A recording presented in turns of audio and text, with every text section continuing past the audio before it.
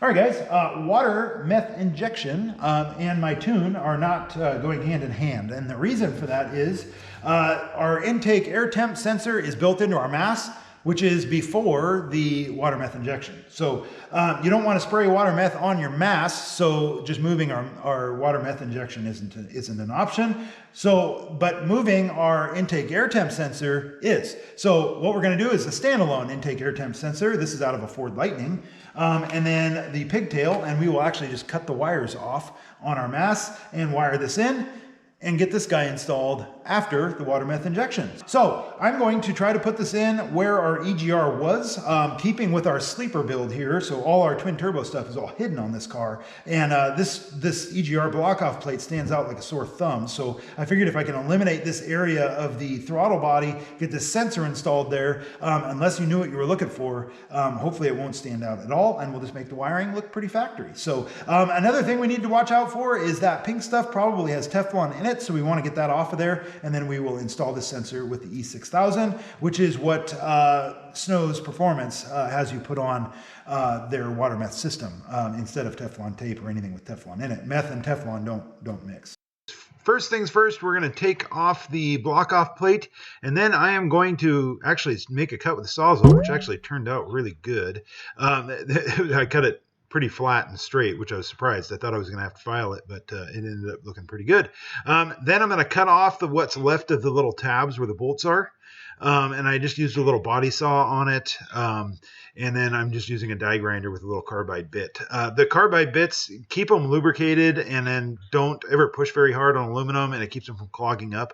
Otherwise they clog up, and then you just start creating a bunch of heat, which makes it worse. And then you end up just welding aluminum to carbide. So just slow, light pressure, and keep it lubricated. I'm using Bolube, so that actually ends up working pretty good. So now I'm going to tap it 3/8 pipe tap, and then I'm just going to keep checking the depth with the sensor, and so I can get it the right depth and get it to stop where the intake or where the sensor is directly in line with the flow of the intake.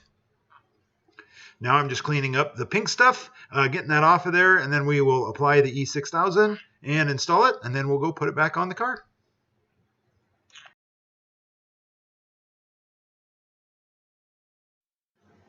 All right, now install is just easy, just the way it came off.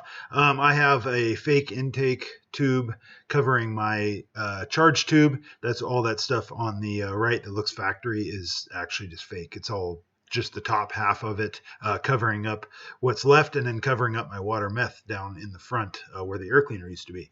Now I'm going to solder these. So on my car in this situation, so 05 up Crown Vic, it's going to be pin 1 and 2 on the mass airflow sensor is your intake air temp sensor, which is the gray wire and the gray wire with the red stripe. So we just have to cut those wires and then re-solder them to our new connector that we got, and then loom it up, tape it up, and to make it look stock, and then put it back together, and we are done.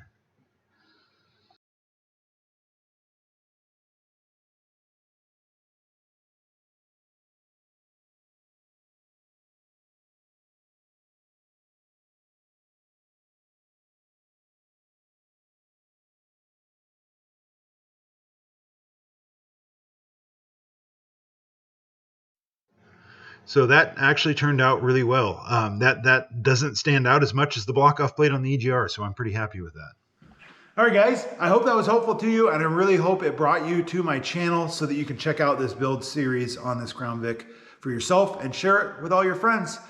There's more to come on this, as well as a Chevy Caprice build that's going to be very similar coming out real soon. So definitely like, subscribe, share, comment, all that other crap. Just do it all, and then help us out. It helps us out more than you think. So thanks for watching. We'll see you again real soon.